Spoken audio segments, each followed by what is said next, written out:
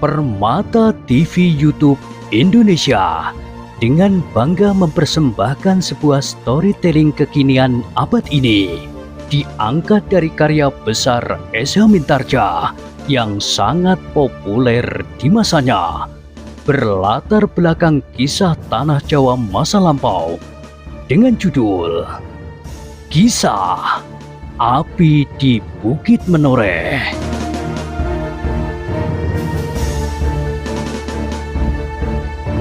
Pada kesempatan yang sangat baik ini, kita masuk pada episode yang ke-482. Selamat menikmati.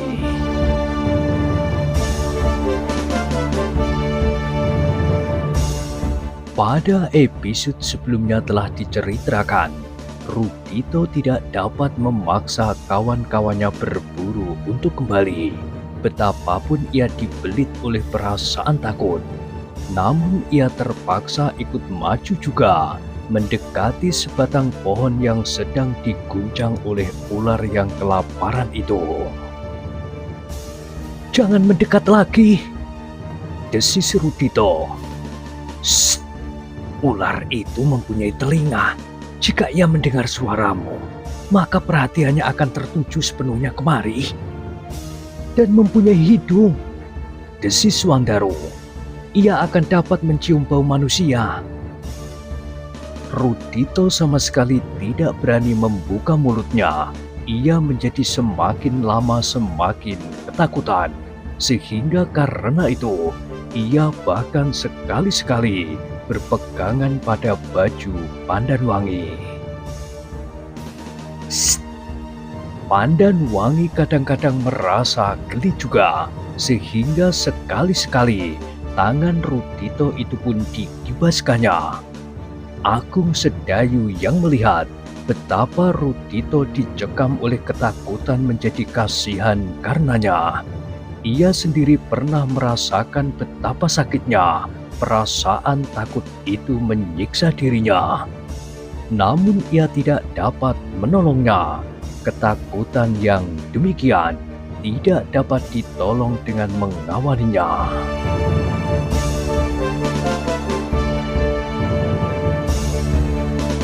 Dalam pada itu, mereka menjadi semakin lama semakin dekat dengan pohon yang diguncang oleh ular raksasa itu. Bau yang wengur semakin lama semakin terasa menusuk hidung. Sedang daerah di sekitar tempat itu menjadi semakin sepi.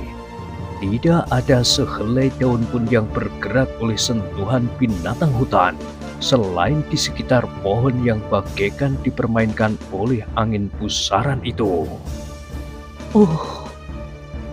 Rudito menjadi gemetar ketika ia melihat sesuatu yang bergerak-gerak pada pohon itu.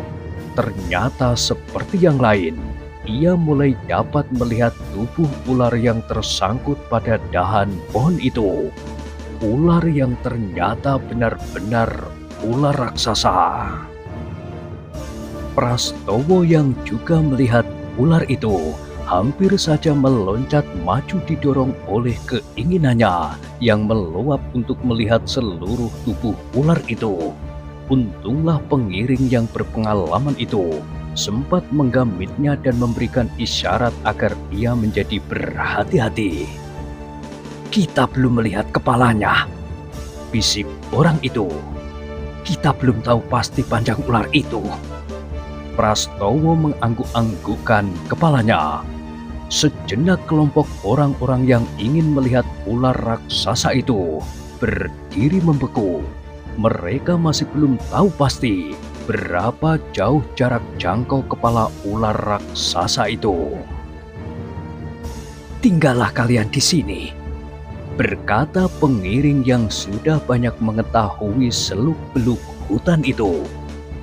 "Aku akan mencoba melihat sampai di mana jauh jangkau kepala ular itu." "Hati-hatilah," desis Pandan Wangi. "Aku akan pergi bersamanya," berkata Agung Sedayu. "Aku juga," berkata Swandaro. "Tinggallah di sini," sahut Agung Sedayu. Jika terlalu banyak orang yang pergi, ular itu akan segera mengetahui kehadiran kita.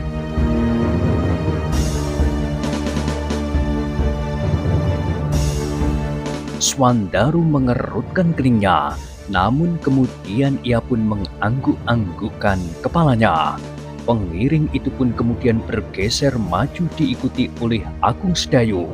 Mereka dengan hati-hati menyusup sebuah gerumbul kecil yang tidak begitu rimbun. Namun karena mereka masih belum dapat melihat kepala ular itu, maka mereka pun bergeser beberapa langkah lagi dan berlindung di balik sebatang pohon. Firasatku mengatakan bahwa ular itu sudah mencium bau manusia. Kita maksudmu? Iya, lihatlah gerak tubuhnya. Agung Sedayu mengangguk-anggukkan kepalanya. Katanya, kita mendekat lagi.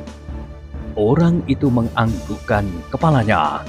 Namun ketika ia melangkah maju, maka Agung Sedayu pun segera menyambarnya. Untunglah bahwa Agung Sedayu sempat melakukannya ketika orang itu berguling karena tarikan tangan Agung Sedayu. Ia masih sempat melihat sesuatu bergerak di gerumbul beberapa langkah di hadapannya. Dengan tubuh yang gemetar, orang itu meloncat berdiri dan bersama dengan Agung Sedayu melangkah surut ke belakang. Aku tidak mengira bahwa kepala ular itu sudah begitu dekat, berkata orang itu. Agung Sedayu tidak menjawab. Ia melihat kepala itu mulai bergerak-gerak. Agaknya ular itu tidak saja ingin menunggu, tetapi ia berusaha untuk dapat mencapai mangsanya yang belum dapat ditangkapnya itu.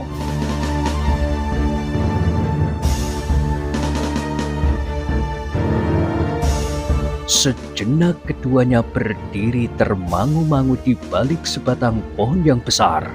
Meskipun mereka sadar bahwa mereka tidak akan dapat bersembunyi apabila ular itu berusaha untuk maju. Tetapi agaknya kepala ular raksasa itu masih saja terayun-ayun, meskipun kini agaknya lebih tertuju kepada kedua orang yang berusaha untuk bersembunyi itu. Agung Sedayu dan pengiring itu masih saja berdiri diam di tempatnya. Mereka sedang terpukau oleh kekaguman atas ular yang besar itu. Kepalanya yang sebesar kepala kerbau itu tampak kehitam-hitaman mengkilap seperti dilumuri minyak. Seperti cerita yang pernah mereka dengar, bahwa sebenarnya lah pada telinga ular itu seakan-akan terlukis sebuah jamang berwarna kemerah-merahan. Matanya yang tajam bagaikan memancarkan cahaya yang kekuning-kuningan. Mengerikan sekali, desis pengiring itu.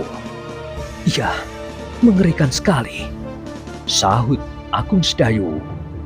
Ular itu tentu sangat berbahaya, bukan saja bagi binatang-binatang hutan, tetapi juga bagi seseorang yang kebetulan masuk ke dalam hutan ini.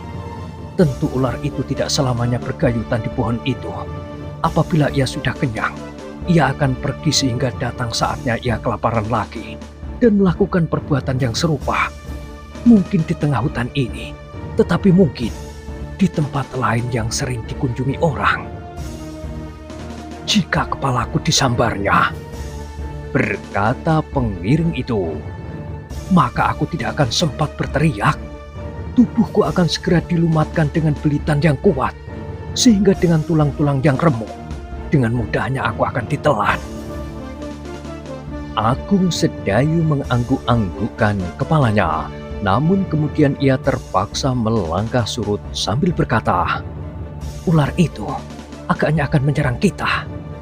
Iya, ular itu akan menyerang. Marilah kita pergi. Agung Sedayu menjadi ragu-ragu apakah ular yang berbahaya itu akan ditinggalkan begitu saja. Dalam keraguan-raguan itu, tiba-tiba Agung Sedayu terkejut karena ia mendengar suara Rudito. "Jangan maju lagi, jangan!" "Gila!" geram Agung Sedayu. "Kenapa anak itu dibawa kemari?" Sebenarnya lah bahwa beberapa orang yang ditinggalkan oleh Agung Sedayu itu tidak sabar lagi menunggu, apalagi Swandaru dan Pandanwangi disentuh pula oleh perasaan cemas apabila sesuatu telah terjadi atas Agung Sedayu dan seorang pengiringnya. "Jangan maju lagi," desis Agung Sedayu.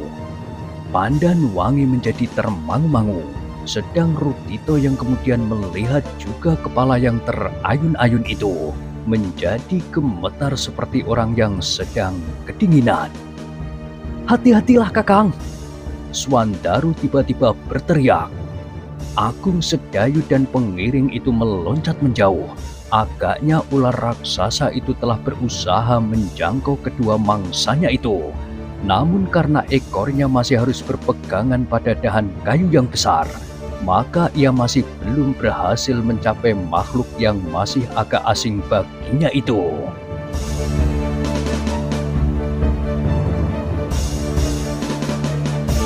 Ternyata percakapan itu membuat ular raksasa itu semakin marah. Kepala yang mengerikan itu terayun-ayun semakin keras, sehingga batang pohon tempat ekornya berpegangan menjadi semakin keras bergetar. Tetapi bukan itu saja, ternyata ular itu pun berusaha semakin menjulur ke bawah.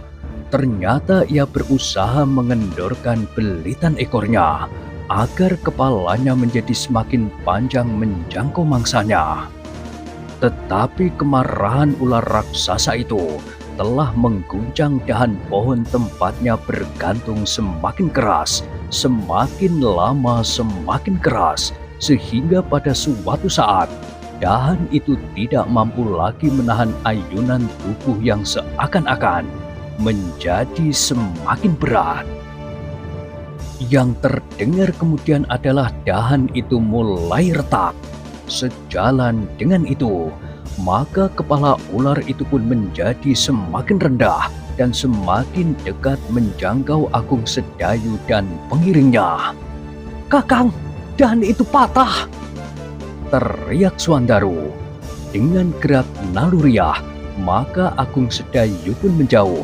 Tetapi dengan gerak naluriah pula, Agung Sedayu, Swandaru, Pandanwangi dan para pengiringnya telah menarik anak panah pada busurnya. Hampir berbareng dengan derak dahan yang patah itu, beberapa anak panah telah meluncur ke arah kepala ular raksasa itu.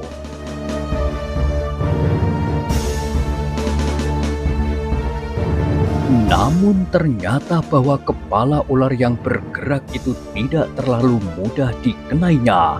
Anak panah yang meluncur dari busurnya itu tidak sempat mengenai sasarannya, kecuali anak panah Agung Sedayu, meskipun tidak tepat karena anak panah itu menembus leher. Luka di leher ular itu membuat ular raksasa itu menjadi seakan-akan gila. Tiba-tiba saja ular itu melonjak dan dahan yang patah itu pun bergerak jatuh di tanah. Ular itu bergulung-gulung seperti pusaran air. Dengan berdesis mengerikan, ular itu berusaha melemparkan dahan yang besar yang menindih tubuhnya. Namun kesakitan pada lehernya bagaikan tersentuh bara besi baja. Demikianlah untuk beberapa saat lamanya ular raksasa itu seakan-akan bergulat dengan dirinya sendiri. Namun dengan kemarahan yang luar biasa, tiba-tiba kepalanya yang mengkilap itu tegak dengan mulut ternganga. Ular itu bagaikan menyemburkan api dari dalam mulutnya. Rudito benar-benar sudah kehilangan keberaniannya sama sekali. Tubuhnya menggigil seperti terbenam di dalam air embun. Bahkan ketika kawan-kawannya bergeser surut, ia sudah tidak mampu lagi mengangkat kakinya. Rudito, Teriak Pandanwangi. Oh, Rudito mencoba melangkah, tetapi kakinya terantuk sepotong akar yang menyilang di depannya. Tiba-tiba saja, ia justru terjatuh, tertelungkup. Pada saat itulah ular raksasa yang bagaikan gila itu menjulurkan kepalanya. Tiba-tiba saja ia melihat sesuatu yang bergerak-gerak, dan itu adalah Rudito yang sedang berusaha bangun. Rudito, Sekali lagi Pandanwangi berteriak, tetapi kepala ular itu mulai bergerak. Lidahnya mencuat seperti ujung api yang akan membakar tubuh Rudito yang lemah. Sekejap semua orang yang menyaksikannya dicekam oleh perasaan tegang. Mata ular yang membara dan taringnya yang tajam membuat setiap jantung bagaikan berhenti berdenyut. Namun tidak seorang pun yang menghendaki Rudito akan ditelan oleh ular yang sedang kesakitan itu. Karena itu, maka sekali lagi beberapa orang telah melepaskan anak panah. Tetapi anak panah itu tidak tepat mengenai sasarannya. Satu dua daripadanya berhasil mengenai leher ular itu dan menyusup di antara sisiknya yang bagaikan perisai besi. Rudito, Pandanwangi benar-benar menjadi cemas. Pada saat yang paling berbahaya itu, tidak ada jalan lain kecuali mencoba mengusir ular itu dengan anak panah yang dilontarkan bagaikan hujan. Tetapi ular itu benar-benar sudah gila. Ia sama sekali tidak menjadi surut meskipun ada beberapa anak panah yang bergayutan pada sisiknya.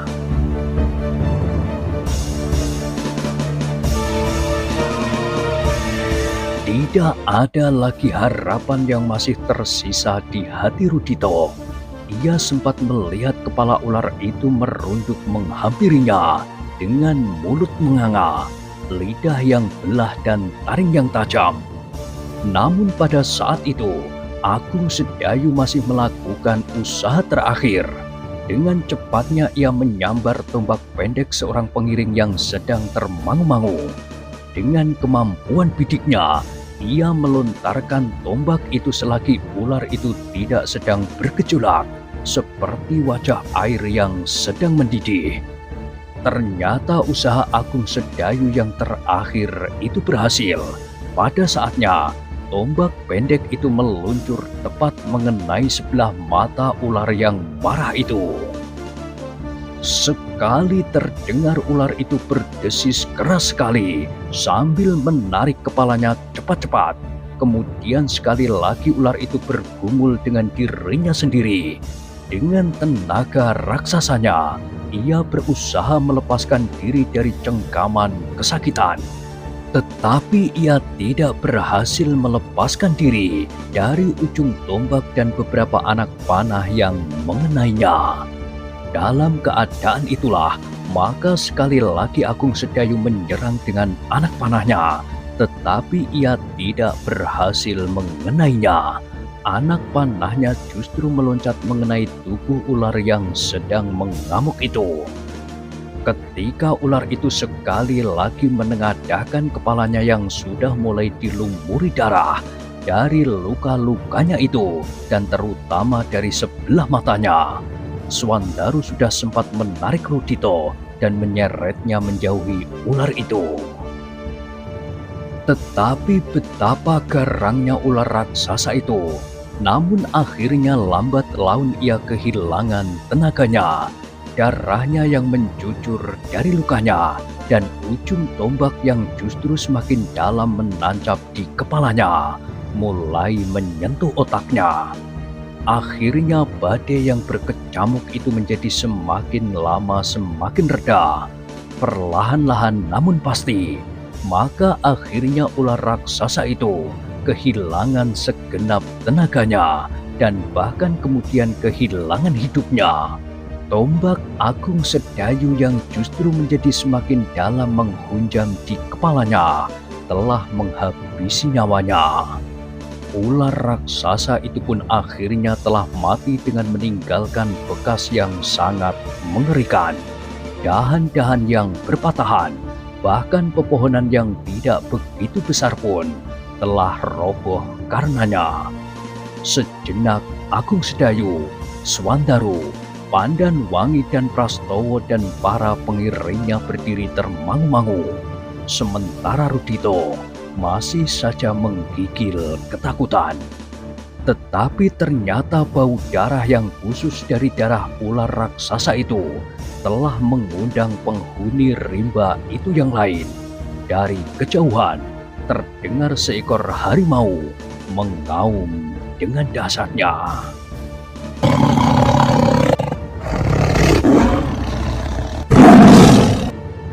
Itulah dia. Tiba-tiba saja Prastowo berdesis. Oh, suara Rudito gemetar hampir tidak terdengar. Apalagi yang akan datang? Tentu seekor harimau yang mencium bau darah ini, jawab Prastowo. Bahkan mungkin tidak hanya seekor. Oh, Rudito menjadi semakin pucat. Agung Sedayu menarik nafas dalam-dalam. Ternyata hutan di tepi kali Progo ini isinya tidak kalah dahsyatnya dari Alas Mentaok. Karena di Alas Mentaok yang paling berbahaya bukan saja binatangnya, tetapi perampok dan penyamunya. Sejenak Agung Sedayu dan kawan-kawannya menjadi termangu-mangu. Di hadapan mereka adalah hutan yang menjadi porak-poranda karena amukan ular yang menjadi gila itu. Sedang lamat-lamat mereka telah mendengar seekor harimau mengaum di kejauhan. Karena itulah, maka mereka masih tetap berdiri di tempatnya. Mereka telah siap menghadapi setiap kemungkinan. Meskipun ada 2 ekor harimau yang berdatangan sekaligus, mereka tidak akan gentar. Tetapi suara harimau itu tidak terdengar lagi. Mungkin harimau yang mencium bau darah seekor ular sama sekali tidak tertarik untuk mendekatinya. Sejenak mereka masih menunggu, tetapi karena mereka tidak mendengar apapun lagi, maka Agung Sedayu pun berkata, "Harimau itu tidak datang kemari." "Benar begitu?" bertanya Rudito dengan serta-merta. "Aku kira begitu." "Jawablah yang baik, jangan sekedar mengira. Aku memerlukan kepastian." Suaranya masih bergetar. Agung Sedayu menarik nafas dalam-dalam. Namun agar anak itu tidak selalu ribut, maka ia pun menjawab, "Aku pasti harimau itu tidak akan datang kemari." Rudito memandang Agung Sedayu sejenak. Namun katanya, "Tentu kau hanya ingin menenteramkan hatiku. Jawablah yang sebenarnya. Jawablah."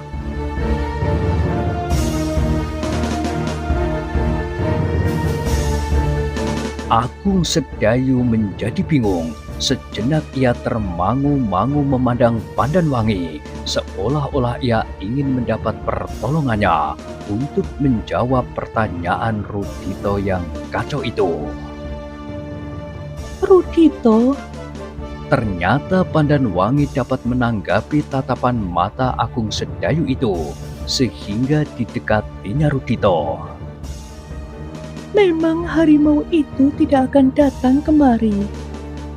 "Aku tahu, kalian hanya sekedar menenteramkan hatiku. Tetapi bagaimana sebenarnya? Apakah harimau itu datang kemari nanti?" "Tidak, aku yakin tidak." "Jangan membohongi aku," "Baiklah, berkata Pandanwangi. menurut perhitungan kami, harimau itu tidak akan datang. Tetapi seandainya ia datang juga, kami sudah siap menghadapinya." "Katakan dengan pasti, kalian selalu mempermainkan aku." "Rudito, Pandan Wangi menarik nafas dalam-dalam. Sudahlah, jangan kau pikirkan harimau itu. Ia mempunyai kaki. Terserah kemana ia akan pergi. Rudito memandang Pandan Wangi sejenak, lalu katanya, "Kau tidak menjawab sebaik-baiknya. Kenapa kalian bersikap demikian terhadapku?" Ternyata Prastowo tidak dapat menahan hatinya, sehingga ia menyahut, "Biarlah harimau itu datang, aku akan menunggunya, dan memang kedatangannya itu sangat aku harapkan." "Kau gila!" teriak Rudito. "Kau ingin harimau itu datang kemari dan menerkam aku seperti yang hampir saja terjadi dengan ular raksasa itu?" "Tentu tidak," jawab Prastowo. "Aku akan membunuhnya, atau kau sendiri harus membunuhnya." Rudito memandang Prastowo dengan wajah yang tegang. Tetapi sebelum ia berkata sesuatu, maka terdengar suara Swandaru melengking. "Hei, ikut aku, cepat!" Semua orang memandang kepadanya, dan sekali lagi Swandaru berkata, "Cepat, ikut aku!" Tanpa menunggu lagi, ia berjalan tergesa-gesa mendekati kepala ular raksasa yang telah mati itu. Orang-orang lain yang tidak begitu mengerti maksudnya itu pun mengikutinya. Rudito yang ketakutan terpaksa melangkah juga dengan kaki gemetar mendekati ular raksasa itu. Ketika Swandaru sudah berada beberapa langkah dari ular itu, maka ia pun berhenti. Dilihatnya darah yang berceceran, sedang tombak pendek yang mengenai mata ular itu masih menancap di tempatnya. "Mengerikan," katanya. "Jika ular ini harus bergumul dengan seekor harimau, maka harimau itu tentu akan dapat diremukkan tulang belulangnya. Aku belum pernah mendengar cerita bahwa di dalam hutan ini ada seekor ular raksasa sebesar ini," berkata pengiring Pandan Wangi.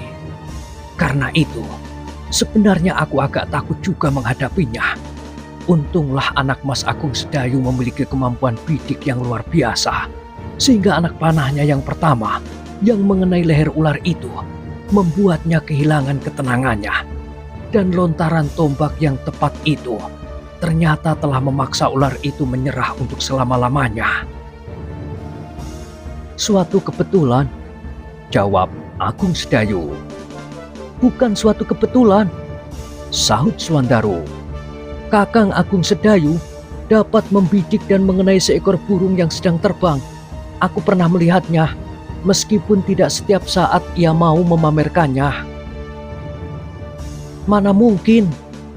Tiba-tiba saja Rudito menyahut, "Tidak ada seorang pun yang mampu mengenai seekor burung yang sedang terbang."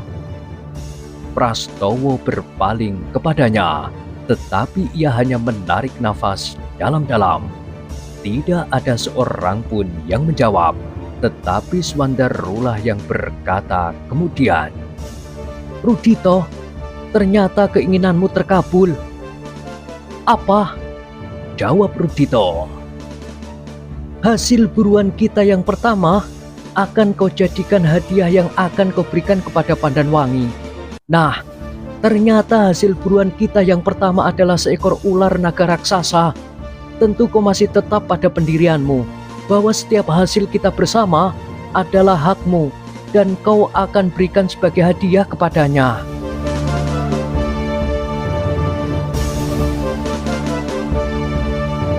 Rudito tidak segera menyahut. Dipandanginya wajah Swandaru yang bulat itu dengan tatapan mata yang mengandung kebimbangan. Namun kemudian katanya, "Apakah ular ini baik juga aku berikan sebagai hadiah?" Swandarulah yang justru terkejut mendengar pertanyaan itu. Namun ia menganggukkan kepalanya sambil menjawab, "Iya, tentu. Kau tahu bahwa kulit ular raksasa ini mempunyai nilai yang besar." Rudito mengangguk-anggukkan kepalanya. Katanya kemudian, "Baiklah, Kulit ular ini akan aku hadiahkan kepadamu, Pandanwangi. Ah, Wajah Pandanwangi menegang sejenak. Sikap Rudito benar-benar merupakan sebuah lelucon yang menjemukan. Namun demikian Pandanwangi menjawab, terima kasih Rudito. Aku akan membawanya pulang. Kulit ular itu tentu menjadi bahan tontonan. Jarang sekali kita melihat ular sebesar itu. jadi kau mau juga menerimanya? Tentu aku sangat berterima kasih. Aku lebih senang menerima kulit ular itu daripada seekor kijang atau menjangan. Aku senang sekali bahwa kau mau menerimanya. Mudah-mudahan dapat menjadi kenang-kenangan sepanjang hidupmu. Pandanwangi menarik nafas dalam-dalam. Ketika ia memandang Swandaru dengan sudut matanya, dilihatnya anak muda itu berpaling memandang ke kejauhan. Sedang Agung Sedayu sudah membelakanginya. Prastowo menarik nafas dalam-dalam sambil terbatuk-batuk.